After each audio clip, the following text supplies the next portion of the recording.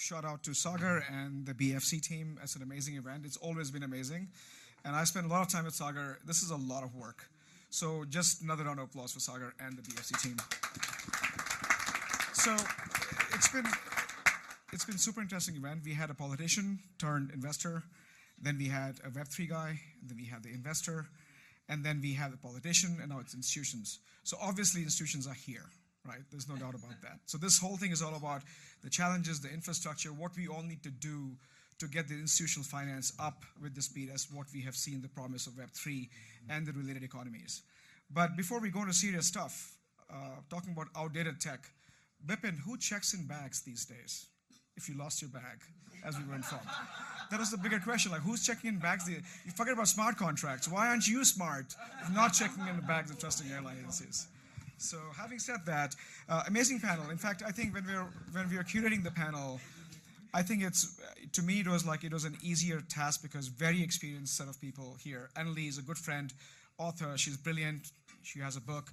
I've been working with her for a few years. She is CTO of Kadena. And then, of course, there are two IBM refugees here. One is me, and the other is my colleague. And basically, he's representing Filecoin from perspective of your ecosystem manager. Yeah. So we both worked at IBM. He was doing product. I was doing field sort of technical solutions. We both founded Blockchain Labs. We were there from day one, so it's been a journey. And as I ask you a question, please tell more about yourself. And of course, Philipp from Solana. You already had a shout out from Anthony, so no need for introduction, but we've been very thankful because we partnered with them. And of course, my good friend Gordon Liao, no one needs introduction to him, as well as the project he represents, which is USDC. We'll talk a lot about stablecoins. So before I go into asking questions, I want to set a stage for many of you who may or may not be familiar with what happens in an institution. So when you say institution finance, it's not just someone like, you coming in as an investment manager, investing a lot of money from an institution perspective. But it's more about what is the right infrastructure needed to make all this move. So I'll give you a story which will set the stage of the thesis of this particular session. And then I'll talk to why I got into LedgerLink.ai, not Ledger, let me correct that, from that perspective, is the fact that in 2023, I was at State Street, Global Head of Digital Assets, State Street, 23 trillion asset under management, asset under custody. And I was Global Head of Digital Assets. McKinsey had an event in New York. And McKinsey, the event was great. They invited all our cohorts, all our peers, Citibank, BNY, Santander, you name it. And they were close to about 30 plus different very large financial institutions. And this is 2023, March 2023. So it's been just about little less than 2 years. And at the time, we were still contemplating the Bitcoin ETFs arrival. I was working on the back office system that needs to do what happens when things gets released. And there were all kinds of questions in tokenizing bonds and securities and derivatives. And I had a simple question. And Gordon, you're going to love this because it's all about stablecoins. I had a simple question. Can financial institutions, banking, non-banking financial institution, can you receive a stablecoin and deal with it? Be a bank, take my money, take a deposit, or use stablecoin to do payments. What do we need to do that? We're talking about tokenizing bonds and equities. And the answer was interesting because that question chewed up 3.5 hours of the McKinsey event. And I practically took over the entire conversation, had a lot of dirty looks, and needless to say, I'm not welcome back to that conversation again. But what came out of that conversation was you had all these very, very large financial institutions who made significant announcements since, did then talk about the fact that, yes, we have liquidity issues, we have how do we take the stablecoin, how do we account for it, how do we deal with things like treasury management, how do we deal with things like velocity of assets. So T+1, and Olav, you mentioned this perfectly, I want this in T+5 minutes. So to take T+1, it took us almost 2 decades, so 3 decades, right? So how do I transition from T+1 to T+5 minutes? And what is that right market structure that deal with it? And so I took all the notes of treasury, velocity of assets, how can I apply AI to deal with information that's trapped in treasury and payment systems and so on and so forth, and enable a mechanism which allows banks to seamlessly adopt digital assets. And a year and a half later, I founded LedgerLink.ai, and I'm a co-founder back there. And the intention was to be able to do exactly that, is to facilitate the large and small financial institutions, banking or non-banking, to not have to worry about the complexity of key management, complexity of we'll work with custodians, complexity of accounting systems, because you can't throw away your core banking system. You cannot throw your risk management system. So many of you who are in the room who deal with risk model frameworks and risk management systems, these govern nations' treasuries, these govern banks, these govern financial institutions. And so in that context, there are still sort of a long way to go, but we've come a long way when you have all kinds of announcements from Visa and Citibank and BNY and so on and so forth. So that's the context that I want to set through is what does it take for you as an institution that you may not be a bank, you may be a fund manager, but you still are dealing with some core system behind the scenes that does accounting for your fund. And they have to be aware of how you value an asset, how you risk an asset, because without valuation or without risk, it's very hard to do things from a financial modeling perspective. That's the thesis of what we're going to talk about. So with that in mind, and we'll take a last 5 minutes for Q&A from the audience, I'll pose the question to Gordon, because Gordon, you sent the first question, so you get the first question yourself. You represent the second largest stablecoin, and for many of you who don't know, stablecoin has surpassed Visa this last quarter. Visa processes close to about 7 trillion or 8 trillion a year in terms of volume. We've reached 13 trillion with stablecoin. It's 205 billion. So the velocity of asset is amazing in terms of utility of the dollar per se. But I'd love to get your understanding is how do you view the infrastructure readiness, because you're supporting 13 chains, which is a constant battle. How do you deal with a stablecoin, which is it's quasi-regulated at the moment, the complexity, and what is your perspective on retail versus institution? Because this is an institutional sort of panel per se. So I'll pause here. Well, thanks for introduction, and thanks for the question. You know, you mentioned Visa in the beginning, which is actually not a fair comparison, right? Yes, stablecoin volume has increased quite significantly, but Visa is a card payment network that's mainly processing consumer payments. If you think about the institutional angle, stablecoin is making inroads, but it's quite far from, say, settlement through FedWire. I used to be at the Federal Reserve. I know FedWire volume is around $1 quadrillion a year. So we're quite far from institutional payments still. Now, that said, you do have quite a bit of either retail usage for crypto trading, or in the emerging market context, you do have more and more businesses using stablecoin as a payment rail, especially amongst countries that are south-to-south type of payments. Institutional readiness, especially in developed market, is quite lacking, which is why I appreciate LedgerLink getting into this space of making it easier. I think part of it is technology, part of it is the technology complexity of, as you mentioned, key management, risk management, et cetera. Part of it, frankly, is still lack of, say, regulatory clarity, even on the banking side. Despite the fact that now we have a favorable administration overall for blockchain and crypto in the US, you still have the bigger global regulatory agencies, for instance, the Bank of International Settlement with their, we discussed earlier, BCBS, the Basel Committee for banking supervision. Banking supervision, exactly. That has rules on the holding of stablecoin by banks and how much capital banks need to put up.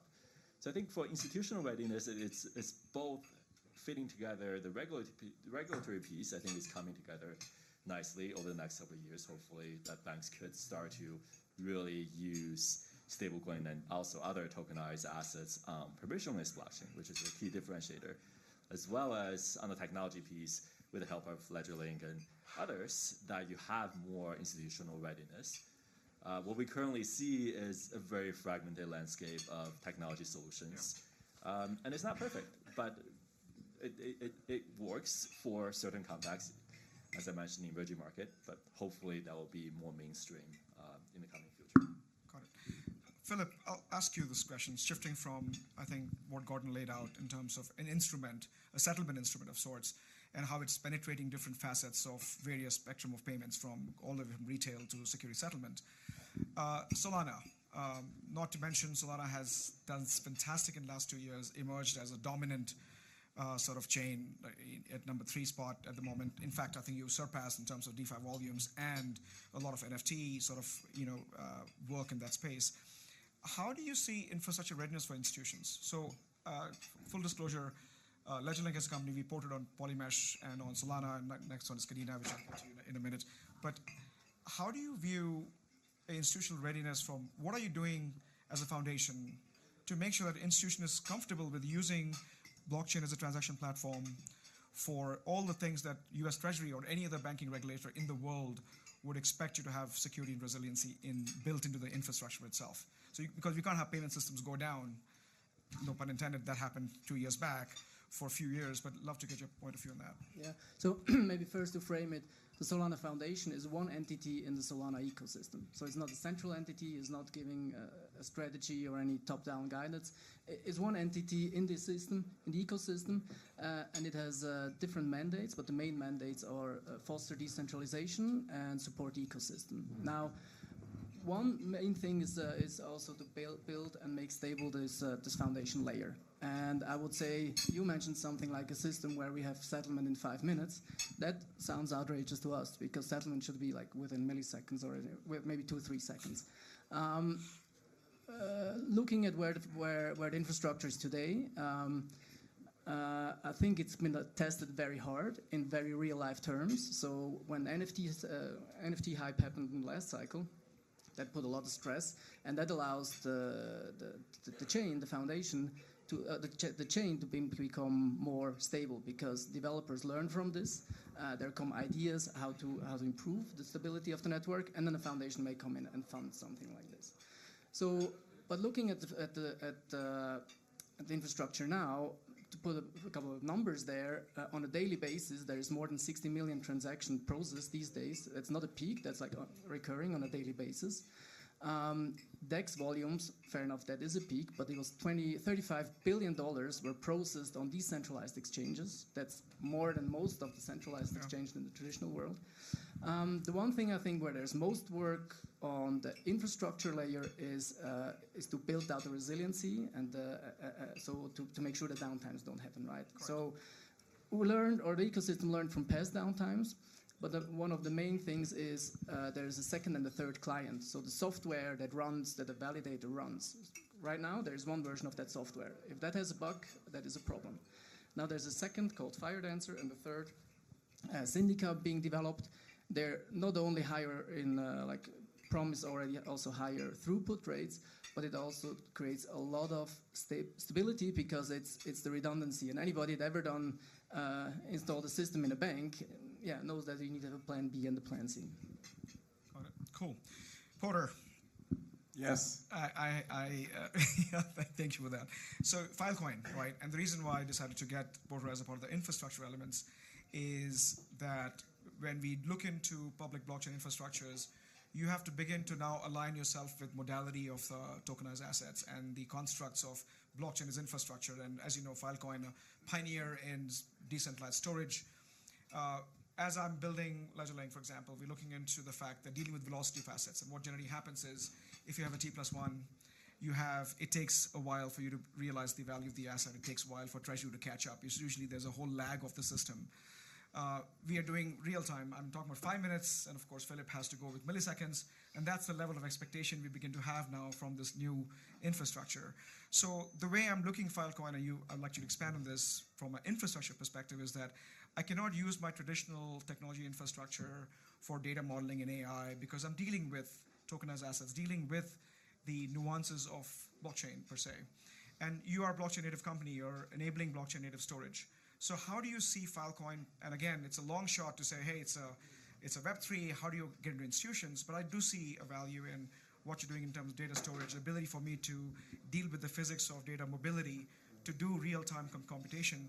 How do you see Filecoin sort of positioning itself, and what are you doing to enable that? So eventually, if stablecoins are processed in Solana or Kadena in future, then you are providing that framework to compute or provide compute infrastructure.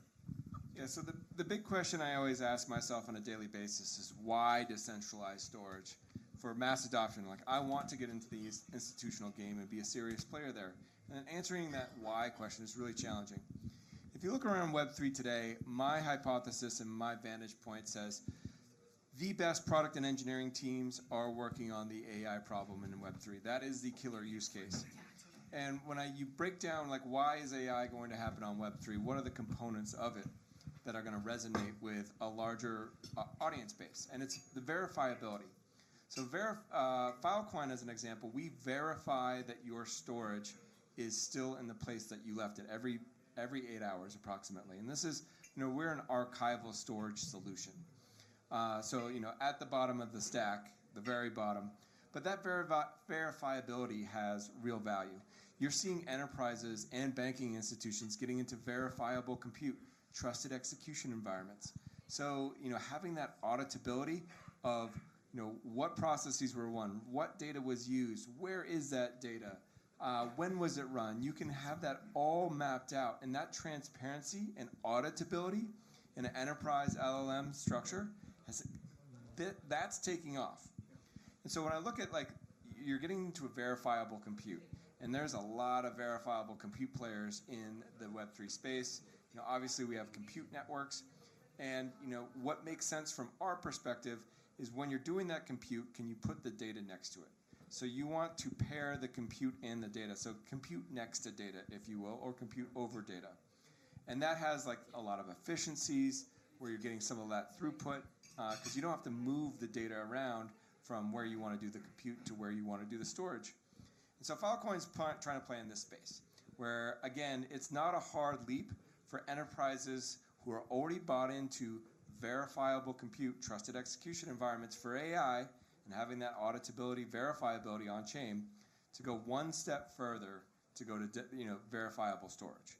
And this is the trend we're hopping into. And if you really ask, that there's a lot of really interesting AI people in town today, you ask them about verifiability, confidential compute, or trusted execution environments, it becomes very easy to say this is not a big jump. This isn't tomorrow, this is today. And I think already, from my perspective, confidential compute is already falling short, and trusted execution environments and verifiable compute and having that auditability is already here. So from banking perspective, do you think, because there's data privacy and there's data regulation issues, and of course we're dealing with Web3 constructs here, so do you think, and I actually spoke to your chief scientist last year, same place, and I think he was part of one of these events, at this very event. And he had his perspective of figuring out the edge computing model where banks can still preserve the access to the data and still use something like a decentralized storage for things like transactional, data. So you're still keeping, is that how you see this, or things have changed in that space? Well, I'll address the edge part. I see edge coming into big vogue, especially when you look into sovereign AIs. Again, I think people are going to want to have control over their data and how it's used, as well as maybe even control of their data center. When you look at edge is going to be the process of micro data centers where you can do compute and storage within a little contained environment. You look at the alternative. In UAE, for example, they're looking to build out data centers to accommodate their growing businesses. That's a $700 million build, which you may get an ROI on in 7 years, versus call it a $1 million containerized edge compute and storage system, which you could have up in a couple weeks. Got it. So, Annelise, save the best for the last. Tell me, you had an illustrious career. We worked together from Marca, long history of institutional finance. Kadena, you just joined them and suddenly put them back on the map. And many of you don't know, Kadena was back in the day, ex-JPM. It was quite prominent, and it sort of quiet down for some time until lately. Give us that journey. Tell us more about what Kadena is doing, given the fact that the founders were enormously technical banking and financial professionals. Sure, I'll leave stablecoin in there too, because I hate infomercials. For me, I don't know. So Kadena was formed. It's been live for 5 years. We're a web of chains. So we have one node. We don't have one main chain. The idea was that we can infinitely scale. We can just continue to add on chains, so it's not a problem when you're in institutional finance. We're also becoming EVM compatible. From a stablecoins perspective, for those of you learning in the room, the idea of a stablecoin is in essence a cryptocurrency that is backed generally by fiat. US dollar is the majority. There are some euro. I think there will probably be more, but right now euro is probably single digits versus generally things in the US dollars. And the reason that people want stablecoins, if you look at the payments that go, first, I cashed a check. It took 5 days for that check to cash, right? We're not using checks much, but I should have that money right away, and it was mailed to me. So you're missing down, 10 days? Corporates right now, just corporates, transfer about $23 trillion in cross-border payments. JP Morgan estimates that's $120 billion spent just on the fees for cross-border payments. Now, that's not even currency risk. SpaceX right now is taking stablecoin for currency risk, so they don't have to worry about the different currency fluctuations. So there's a huge, if we're going to institute or adopt a new technology, there either has to be a cost benefit or a cost savings, as in like make money or save money. And so I think there's huge ways to kind of do both in this game, but I do think that as you mentioned, 200 billion of stablecoin today, the idea is that's probably going to go to 400 billion within the year. And I know that we're short on time, but I just wanted to level set the idea of stablecoins, why people care. And yes, Kadena is a great blockchain, and we are building, and we have an algorithmic stablecoin coming, and then we have another stablecoin, and we'll soon have wrapped stablecoins too. Fantastic. We've been asked to boot, though I had like 15 more questions prepared. This was the very first question. So please get with us. Have some wine or scotch later on, or whiskey, whatever. But thank you so much for your attention, your time, and hope you got something out of it. And if not, get back with us later on. Thank you so much, guys. Appreciate it.